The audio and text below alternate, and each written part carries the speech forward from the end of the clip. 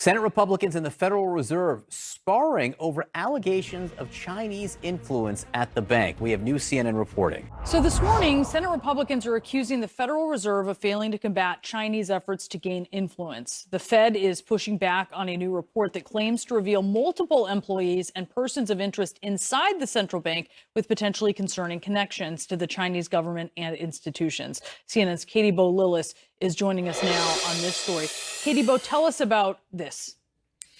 Hi, Brandon. So Republicans on a key Senate committee have issued this report today that is claiming that China has essentially infiltrated the Federal Reserve, in part through coercion and in part through leveraging their foreign talent recruitment program to try to influence current Federal Reserve employees. Now, it's a pretty dramatic report that leans heavily on documents that committee Republicans say were provided by the Fed itself, to include a 2015 counterintelligence analysis that identified 13 so-called persons of interest working for the Fed at the time. But this is the really unusual part. The report also includes 5 so-called case studies of Federal Reserve employees, including 4 who are still currently employed by the Fed, whose conduct and contacts with Chinese institutions, committee Republicans say, raise some pretty alarming red flags, even though we should note that none of these individuals, as far as we know, has been charged with any wrongdoing. The report provides quite a bit of detail about these individuals, even though it doesn't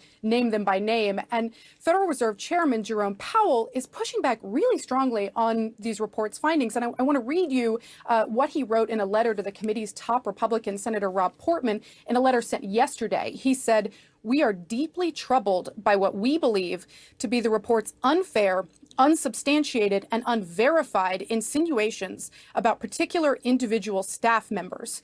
Now, look, Brianna, it's important to understand that this isn't happening in a vacuum. Counterintelligence officials will tell you that there's no question that China uses many and various tools at its disposal to try to influence and gain insight into the United States. But federal authorities here in the U.S. have faced quite a bit of criticism in recent years, including charges of xenophobia and racial profiling, for their efforts to try to root out Chinese influence, in particular in academia.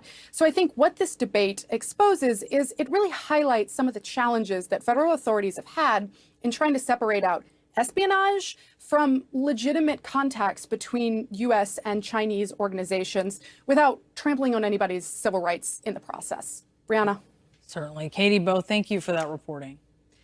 Heightened concerns this morning about China's potential for action against Taiwan. We're going to ask the White House how it plans to respond. Also, whether Speaker Pelosi should really visit Taiwan. There are genuine concerns about inflaming the relationship with China.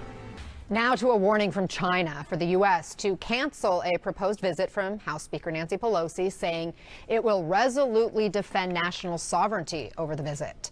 Now, it comes as the Biden administration grows increasingly concerned it could be drawn into a conflict with China over Taiwan.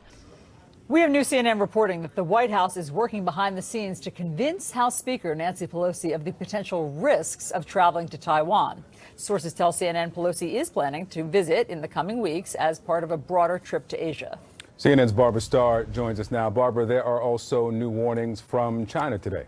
Look, the tensions between the U.S. and the Chinese had been rising for months. The chairman of the Joint Chiefs, General Mark Milley, publicly talking about the rise in aggressive behavior in interactions with the Chinese, both in the air and at sea. That had already been underway. And now this complication, Speaker Pelosi planning a trip to Taiwan, but President Biden warning publicly just a few days ago that the U.S. military thinks it's not a good idea.